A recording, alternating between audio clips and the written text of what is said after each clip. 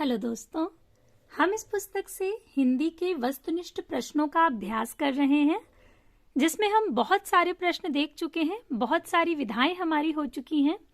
हमने हिंदी साहित्य के इतिहास संबंधी आदिकाल, भक्तिकाल, रीतिकाल, आधुनिक काल और उसके बाद हिंदी गद्य साहित्य के इतिहास संबंधी सारे प्रश्न, नाटक और एकांकी के, उपन्यास, निबंध, कहानी, आलोचना और आत्मकथा, इन सभी के वस्तुनिष्ठ प्रश्न देख लिए थे। और पिछली कक्षा में हमने जीवनी संबंधी जो भी वस्तुनिष्ठ प्रश्न थे उनको पूरा कर लिया था। अब जो आज हम प्रश्न देखेंगे वो हम देखेंगे संस्मरण, जो कि हिंदी साहित्य की विधा है संस्मरण। इसके वस्तुनिष्ठ प्रश्नों का हम अभ्यास करेंगे। तो अगर आप लोगों ने अभी तक पिछले प्रश्न नहीं देखे हैं, पिछले प्रश्नों का अभ्यास नहीं किया है, तो आप प्लेलिस्ट के माध्यम से पिछले सभी प्रश्नों का अभ्यास करके अपनी तैयारी को बेहतर बना सकते हैं।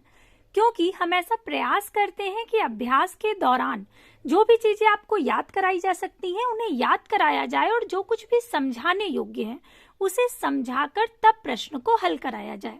तो अगर आप लोग सारे प्रश्न देख लेंगे तो आपकी तैयारी बहुत बेहतर हो जाएगी, और आगे के जो प्रश्न हैं वो भी आपको बहुत आसानी से समझ में आएंगे और याद भी होंगे। क्योंकि जब हम एक क्रम से अध्ययन या अभ्यास करते हैं तो उसका हमें अतिरिक्त लाभ मिलता है। और सारी जो भी विधाएं हैं और जो भी शीर्षक हो चुके हैं, आदिकाल, भक्तिकाल, रीतिकाल, आधुनिक काल इत्यादि, तो उन सब की प्लेलिस्ट बना दी गई है। और प्लेलिस्ट का लिंक आपको डिस्क्रिप्शन बॉक्स में मिल जाएगा। जैसे नाटक व एकांकी की अलग प्लेलिस्ट है और आधुनिक काल की अलग है, तो इस तरह से आपको पढ़ने में सुविधा होगी। तो उसके माध्यम से आप अपनी तैयारी कर सकते हैं, और प्लेलिस्ट का लिंक आपको डिस्क्रिप्शन बॉक्स में मिल जाएगा। अब हम शुरुआत करेंगे संस्मरण की, संस्मरण के वस्तुनिष्ठ प्रश्नों की। और आप हिंदी विषय से जुड़े हुए किसी भी एग्जाम की तैयारी कर रहे हो, ये सारे प्रश्न आपके लिए बहुत महत्वपूर्ण है अभ्यास के लिए। हमने पिछली कक्षा में जीवनी के सभी प्रश्न देख लिए थे।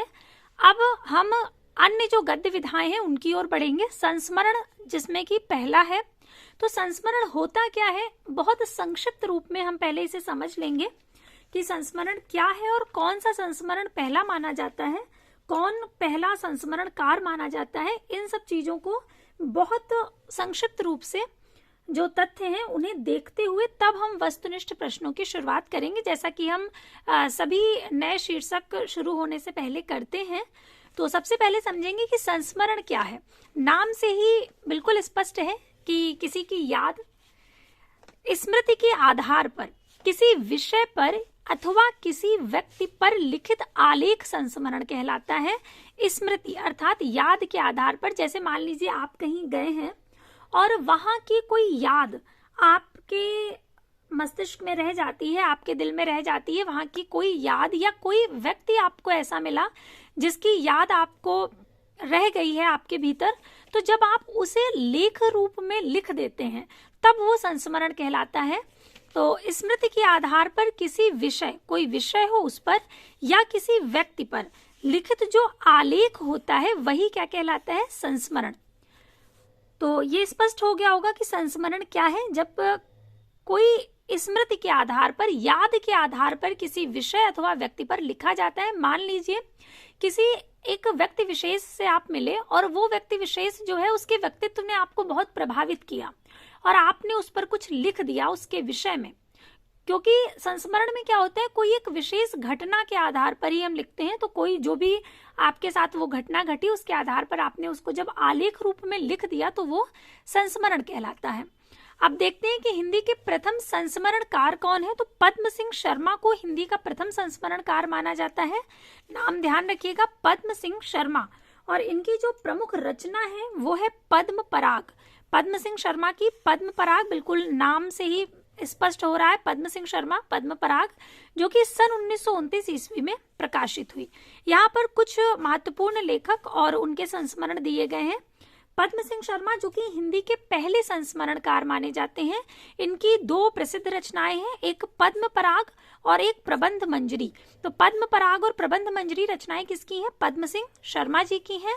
और श्री राम शर्मा ये नाम बहुत प्रसिद्ध है, इस नाम से आप सभी परिचित होंगे। श्रीराम शर्मा जी ने शिकार पर बहुत कुछ लिखा है, शिकारी जीवन पर। तो इनकी जो रचनाएं हैं वे हैं शिकार, प्राणों का सौदा, जंगल के जीव, वे जीते कैसे हैं और सन 42 के संस्मरण इत्यादि। ये कुछ बहुत कम कह सकते हैं, बहुत थोड़ी से जो कृतियां थी, बहुत थोड़े से जो संस्मरण थे उनको यहाँ पर लिखा गया है केवल समझाने के उद्देश्य से। अभी जब हम आगे प्रश्न देखेंगे तब विस्तार से समझेंगे। ये श्रीराम शर्मा जी के देखिए, इनके नाम से ही, जो भी इनकी कृतियां हैं उनके नाम से ही स्पष्ट हो रहा है कि ये शिकारी जीवन से संबंधित है। शिकार, प्राणों का सौदा, जंगल के जीव, वे जीते कैसे हैं, सन 42 के संस्मरण। ये प्रश्न बहुत पूछा जाता है कि सन 42 के संस्मरण किसकी कृति है। तो सन 42 के संस्मरण किसकी कृति है, श्रीराम शर्मा जी की, ध्यान रखिएगा। तो अभी हमने बहुत मोटे तौर पर समझ लिया कि संस्मरण क्या है और इसको सबसे पहले प्रथम संस्मरणकार कौन माने जाते हैं इत्यादि। अब हम आते हैं प्रश्नों पर। तो पहला प्रश्न, इस चीज को आप बहुत अच्छी तरह से समझ लीजिएगा क्योंकि बहुत बार प्रश्न इस तरह से भी पूछा जाता है कि संस्मरण और जीवनी में क्या अंतर है, या जिस तरह से उपन्यास और कहानी में बहुत पूछा जाता है कि उपन्यास और कहानी में क्या अंतर है। तो इस तरह के प्रश्न आप तभी हल कर पाएंगे जब आपको विस्तार से पता होगा कि संस्मरण क्या है, कहानी क्या है। बहुत सूक्ष्म अंतर होता है। जैसे रेखा चित्र में लोग भ्रमित हो जाते हैं क्योंकि कुछ विधाएं ऐसी हैं जो बहुत मिलती जुलती हैं और हम उनमें भ्रमित हो जाते हैं कि ये संस्मरण है, ये यात्रा वृत्तांत है, ये जीवनी है, या ये आत्मकथा है। तो बहुत बारीक अंतर होता है, लेकिन अगर हम समझ जाते हैं एक बार तो हम इस तरह के जो प्रश्न आते हैं उन्हें बहुत आसानी से हल कर लेते हैं और परीक्षाओं में पूछे जाते हैं इस तरह के प्रश्न। क्योंकि आप एक शिक्षक बनने जा रहे हैं तो ये छोटी छोटी जो चीजें हैं उनकी समझ आपको होनी ही चाहिए। तो अब हम प्रश्नों पर आते हैं। अगला जो पहला प्रश्न है संस्मरण का, और वैसे 1804 इतने सारे प्रश्न आप देख चुके हैं। निम्नलिखित में से कौन सा संस्मरण लेखक का जोड़ा गलत है। यहाँ पर कुछ संस्मरण और संस्मरणकार जो है उनके नाम दिए गए हैं और इनमें से कोई एक गलत है, तो गलत का चयन करना है। पहला ही गलत है, स्मृति की रेखाएं, राम नरेश त्रिपाठी, ये गलत है। स्मृति की रेखाएं महादेवी वर्मा जी का बहुत प्रसिद्ध संस्मरण है, विकल्प ए सही होगा क्योंकि ये गलत है। भूले हुए चेहरे कन्हैयालाल मिश्र का है। सन 42 के संस्मरण, अभी अभी हमने देखा सन 42 के संस्मरण किसकी कृति है, श्रीराम शर्मा जी की। और सभा की सभ्यता महावीर प्रसाद द्विवेदी जी की है। स्मृति की रेखाएं ये 1943 ईस्वी में प्रकाशित हुई महादेवी वर्मा जी की कृति है, उनकी विधा है। और शेष युग्म जो है वो संगत है। राम नरेश त्रिपाठी की 4 काव्य कृतियां चर्चित हैं, मिलन, पथिक, मानसी, स्वप्न। त्रिपाठी जी ने रात रात भर गांव गांव घरों के पिछवाड़े बैठकर सोहर और विवाह गीतों का संकलन कविता कौमुदी नाम से किया था। ये बहुत महत्वपूर्ण तथ्य है, आप ध्यान रखिएगा। राम नरेश त्रिपाठी जी का नाम बहुत अच्छी तरह से याद रख लीजिए, राम नरेश त्रिपाठी जी। राम नरेश त्रिपाठी जी ने लोक साहित्य के लिए बहुत काम किया, लोक गीतों के लिए। लोकगीत आप समझते हैं जो कि कहीं पर भी लिखित रूप से नहीं पाए जाते थे, अब तो उनको लिखित रूप दिया जाने लगा है, लेकिन जो लोक के माध्यम से अर्थात एक पीढ़ी से दूसरी पीढ़ी में मुख के माध्यम से ही हस्तांतरित हो जाते थे। आपके घर में लोकगीत गाए जाते हैं, जब शादी होती है तो उसमें ढोलक पर बहुत से लोकगीत आपने सुने होंगे। तो जो लोकगीत हैं उनका कहीं पर भी लिखित रूप नहीं मिलता था और उनका कोई एक विशेष लेखक नहीं होता है, वो लोक द्वारा ही जन्मते हैं। लोक अर्थात साधारण जो जनता है, हम आप जैसे लोग जो हैं, तो जो बिल्कुल हमारी संस्कृति से निकल करके आते हैं, ऐसे जो लोकगीत सीधा हमारी सभ्यता, हमारी संस्कृति से जुड़े होते हैं, वो धीरे धीरे लुप्त हो रहे हैं और अभी भी इन पर बहुत काम हो रहा है लोक साहित्य पर। लोक साहित्य MA के अब पाठ्यक्रम में भी जोड़ दिया गया है, पहले नहीं था। तो राम नरेश त्रिपाठी जी ने इस क्षेत्र में बहुत महत्वपूर्ण कार्य किया है। तो आपको ये ध्यान रखना है कि राम नरेश त्रिपाठी जी ने कविता कौमुदी नाम से इनकी जो कृति है, इसको भी ध्यान रखिएगा, कविता कौमुदी। तो कविता कौमुदी किसकी है? राम नरेश त्रिपाठी जी की है। और इसमें है क्या? इसमें लोकगीत हैं। और ये लोकगीत उन्होंने कैसे संग्रहित किए थे? कितनी उन्होंने तपस्या करी कि वो जब घरों में गीत गाए जाते थे तो वो घर के पीछे बैठ जाया करते थे, और जब महिलाएं गीत गाती थी तो वो उसे लिखा करते थे। और इस तरह से उन्होंने बहुत परिश्रम करके जगह जगह जा करके, गांव गांव जा करके, घरों के पीछे बैठ करके उन्होंने लोक गीतों का संग्रह किया है। और ये बहुत बड़ी बात है। तो ध्यान रखिएगा कि त्रिपाठी जी ने रात रात भर गांव घरों के पिछवाड़े बैठकर सोहर और विवाह गीतों का संकलन कविता कौमुदी नाम से किया है। तो इस कृति को तो आप बिल्कुल भी मत भूलिएगा। कविता कौमुदी, राम नरेश त्रिपाठी जी का अथक परिश्रम इसमें है, और वो लोक साहित्य के लिए। तो ये नाम तो आप ध्यान रखिएगा। और ये प्रश्न बहुत महत्वपूर्ण है, परीक्षा की दृष्टि से भी पूछा जाता है। अब अगले प्रश्न पर आते हैं। अगला प्रश्न है, वे दिन वे लोग शीर्षक संस्मरणात्मक रचना के लेखक कौन है? निर्मल वर्मा, शिव पूजन सहाय, रामविलास शर्मा या रघुवीर सहाय? तो विकल्प ए सही होगा, शिव पूजन सहाय। वे दिन वे लोग शीर्षक जो संस्मरणात्मक रचना है उसके लेखक शिवपूजन सहाय हैं। वे दिन वे लोग शीर्षक संस्मरणात्मक रचना के लेखक शिवपूजन सहाय हैं, और इनका जन्म अगस्त 1893 ईस्वी में शाहाबाद, बिहार तथा निधन इनका 1963 ईस्वी में हुआ। साहित्य और शिक्षा के अभूतपूर्व योगदान के कारण इन्हें 1910 ईस्वी में पद्म भूषण पुरस्कार से सम्मानित किया गया। स्मृति के आधार पर किसी विषय अथवा किसी व्यक्ति पर लिखित आलेख संस्मरण कहलाता है। जैसा कि अभी हमने आरंभ में ही देखा, संस्मरण में लेखक जो स्वयं अनुभव करता है उसी का चित्रण करता है, जो उसने खुद अनुभव किया होता है। जैसा कि आपको बताया कि जब हम कहीं जाते हैं, किसी व्यक्ति विशेष से प्रभावित होते हैं, जब कोई ऐसी घटना घटती है और हम उसे आलेख रूप में लिख देते हैं तो वो संस्मरण कहलाता है। तो उसमें हमारा स्वयं का ही अनुभव होता है, किसी दूसरे के अनुभव के आधार पर आप संस्मरण नहीं लिख सकते हैं। हिंदी में जो प्रथम संस्मरणकार हैं वे पद्म सिंह शर्मा है, और इनकी जो प्रमुख रचना है वो पद्म पराग है, जो कि 1929 ईस्वी में प्रकाशित हुई थी।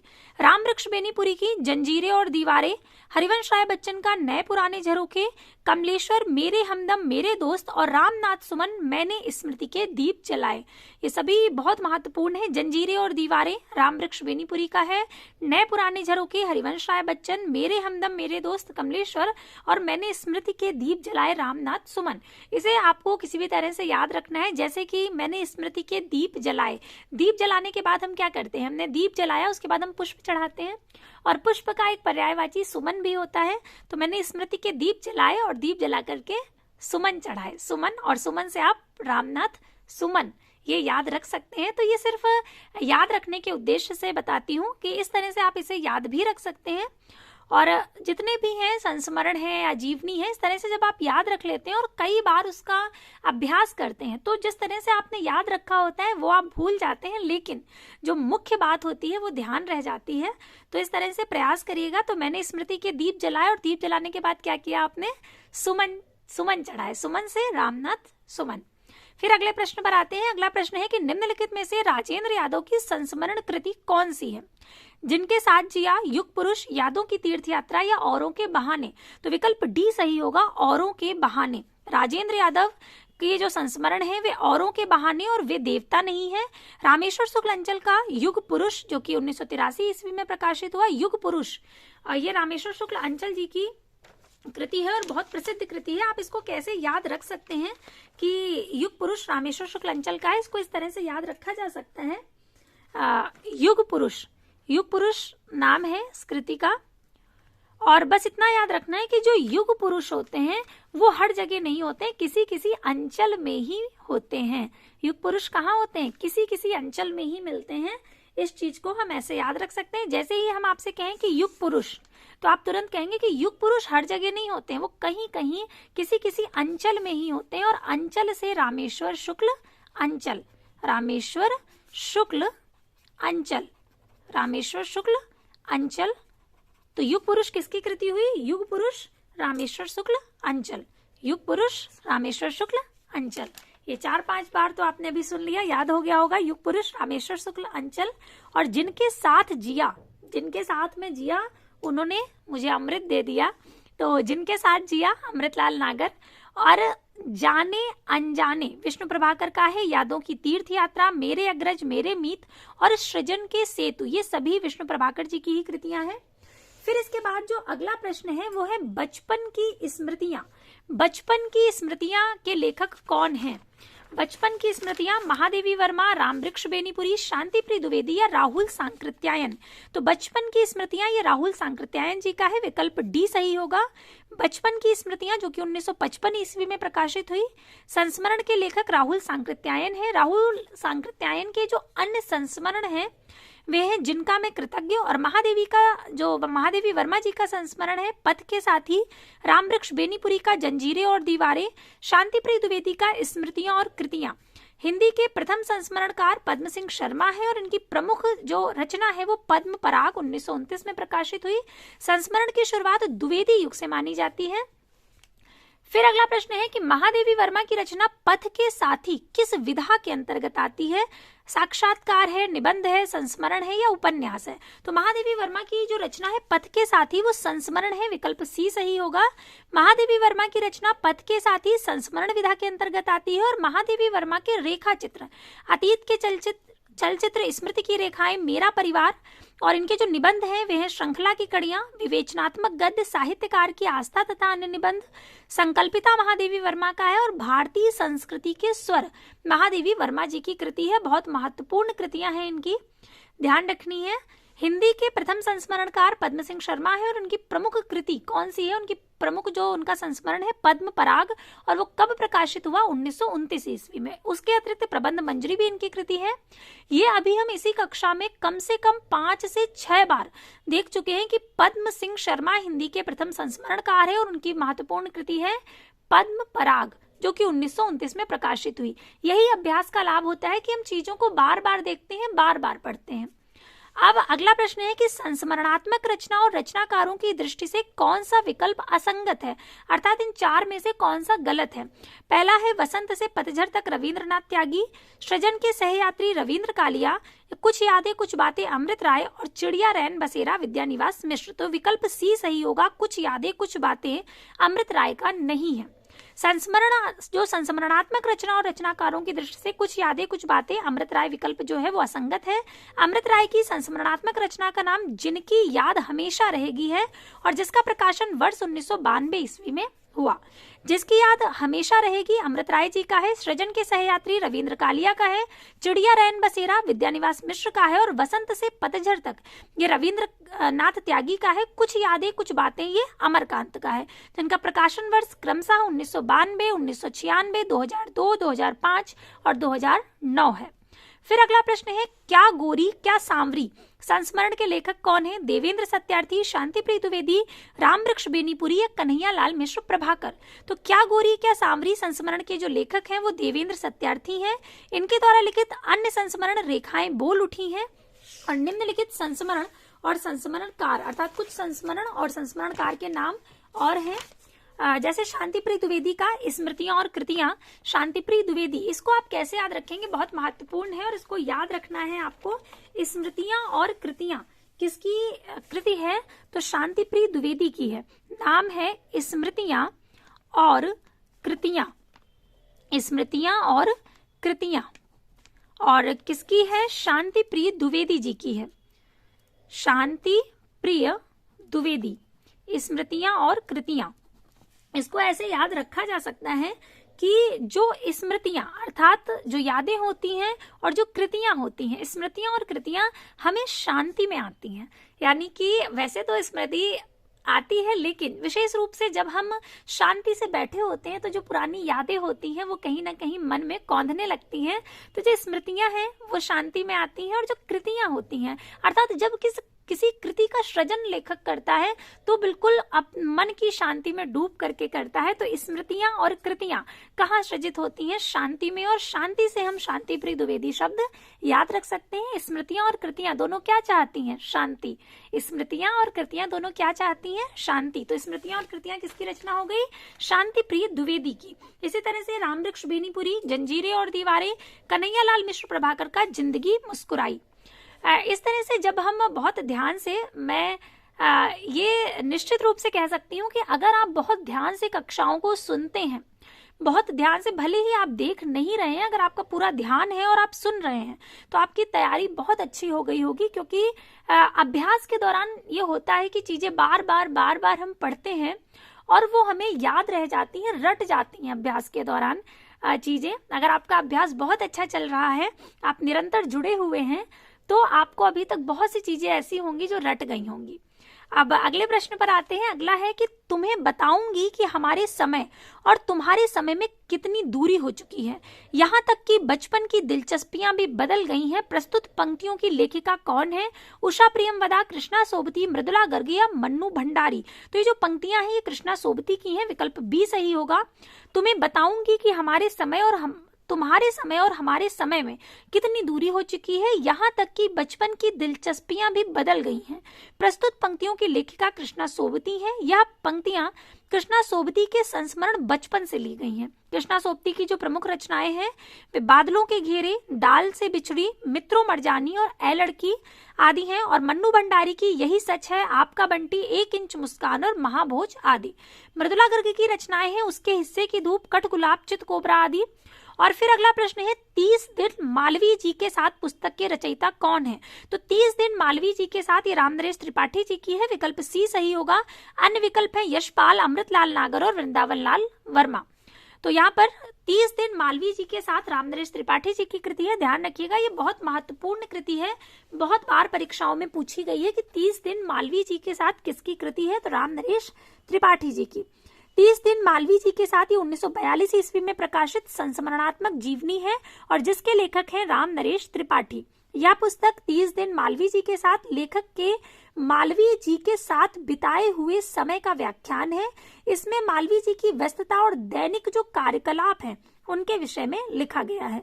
अमृतलाल नागर द्वारा रचित संस्मरण जिनके साथ जिया 1981 में प्रकाशित हुआ और हिंदी के प्रथम संस्मरणकार कौन है? पद्म सिंह शर्मा। और इनका जो संस्मरण है वो कौन सा है? पद्म पराग, जो कि 1929 ईस्वी में प्रकाशित हुआ। और इसके अतिरिक्त प्रबंध मंजरी भी है। और फिर इसके बाद अगला प्रश्न है कि विष्णुकांत शास्त्री के संस्मरण सुधिया उस चंदन के वन की का शीर्षक किस कवि की कविता से प्रेरित है? सर्वेश्वर दयाल सक्सेना, रघुवीर सहाय, गिरजा कुमार माथुर या कीर्ति चौधरी। तो विकल्प सी सही होगा, गिरजा कुमार माथुर। ये विष्णुकांत शर्मा जी ने जो उनकी संस्मरण है उनका सुधिया उस चंदन के वन की, आरंभ में खुद ही बताया है, पुस्तक में लिखा हुआ है ये चीज कि मैंने ये जो पंक्ति है वहां से ली है। गिरजा कुमार माथुर जी की का मैं ऋणी हूं कि उनसे मैंने ये पंक्ति ली है। अगर आपने पढ़ा होगा सुधिया उस चंदन के वन की तो उसमें वर्णित है ये बात। विष्णुकांत शास्त्री के संस्मरण सुधिया उस चंदन के वन का शीर्षक गिरजा कुमार माथुर की कविता मंजीर से प्रेरित है।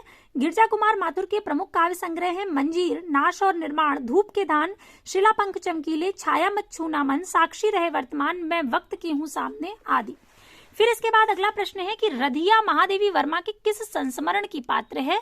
तो रधिया महादेवी वर्मा का जो संस्मरण है बदलू, उसकी पात्र है, विकल्प सी सही होगा। अन्य विकल्प है घीसा, सबिया और रामा।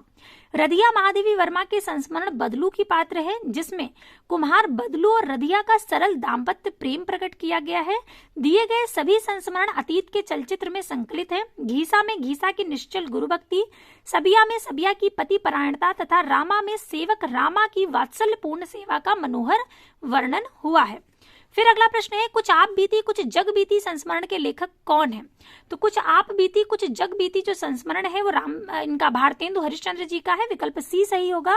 अन्य विकल्प है बनारसी दास चतुर्वेदी, रामवृक्ष बेनीपुरी और बद्री नारायण चौधरी प्रेमघन।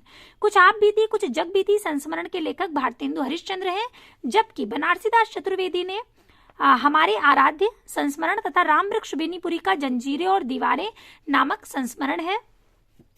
फिर अगला प्रश्न है कि सन 42 के संस्मरण इनमें से किस लेखक की संस्मरणात्मक कृति है? पद्म सिंह शर्मा की, श्री राम शर्मा की, मनमथ नाथ गुप्त की या कन्हैया लाल मिश्र प्रभाकर की। तो सन 42 के संस्मरण श्री राम शर्मा, विकल्प बी सही होगा। ये हमने आरंभ में ही देखा था, जब हमने आरंभिक तथ्य देखे थे कि संस्मरण क्या है और कुछ महत्वपूर्ण संस्मरण और संस्मरणकार के नाम देखे थे, तभी हमने देखा था कि सन 42 के संस्मरण श्री राम शर्मा जी का संस्मरण है और आपको बताया था कि ये बहुत महत्वपूर्ण है, बहुत सी परीक्षाओं में पूछा जाता है। सन 42 के संस्मरण श्री राम शर्मा। इनके द्वारा रचित जो अन्य संस्मरणात्मक कृतियां हैं, शिकार, प्राणों का सौदा, जंगल के जीव और वे जीते कैसे हैं। डॉक्टर हरवंश लाल शर्मा ने पद्म सिंह शर्मा द्वारा लिखित जो पद्म पराग है उसे हिंदी का प्रथम संस्मरण माना है। फिर प्रश्न है कि निम्नलिखित में से कौन सा संस्मरण रेखा चित्र विधा की रचना नहीं है। पद्म पराग, अतीत के चलचित्र, माटी की मूर्तें या ज्योति विहंग। तो विकल्प डी सही होगा, ज्योति विहंग। पद्म पराग, अतीत के चलचित्र, माटी की मूर्तें ये सभी संस्मरण रेखा चित्र विधा की रचना है, जबकि ज्योति विहंग संस्मरण रेखा चित्र विधा की रचना नहीं है। फिर अगला प्रश्न है कि संस्मरण और रेखा चित्र में कौन सी रचना महादेवी वर्मा की नहीं है। यहाँ पर 4 विकल्प दिए गए हैं, कोई एक महादेवी वर्मा जी की नहीं है और बाकी तीनों महादेवी वर्मा जी की रचना है। तो हमारे आराध्य बनारसीदास चतुर्वेदी जी की रचना है, न कि महादेवी वर्मा जी की। इसके अतिरिक्त अतीत के चलचित्र, स्मृति की रेखाएं और पथ के साथी ये सभी महादेवी वर्मा जी की हैं। इसके बाद अगला प्रश्न है कि शेष स्मृतियां संस्मरण के लेखक कौन है। केदारनाथ सिंह, रघुवीर सहाय, दूधनाथ सिंह या कुंवर चंद्र प्रकाश सिंह। तो शेष स्मृतियां कुंवर चंद्र प्रकाश सिंह जी की हैं, विकल्प डी सही होगा। शेष स्मृतियां इसके लेखक हैं कुंवर चंद्र प्रकाश सिंह। ताना बाना केदारनाथ सिंह जी का है और दिल्ली मेरा परदेश रघुवीर सहाय, लौट आओ धार दूधनाथ सिंह का है और एक शमशेर भी है, ये भी दूधनाथ सिंह जी का है। तो आज हम इतने ही प्रश्नों को रखते हैं। अभी हमने इतने संस्मरण के प्रश्न देख लिए। इसके बाद जो अगली कक्षा होगी उसमें जो भी शेष संस्मरण के वस्तुनिष्ठ प्रश्न बचे हैं उन सभी का हम अभ्यास कर लेंगे।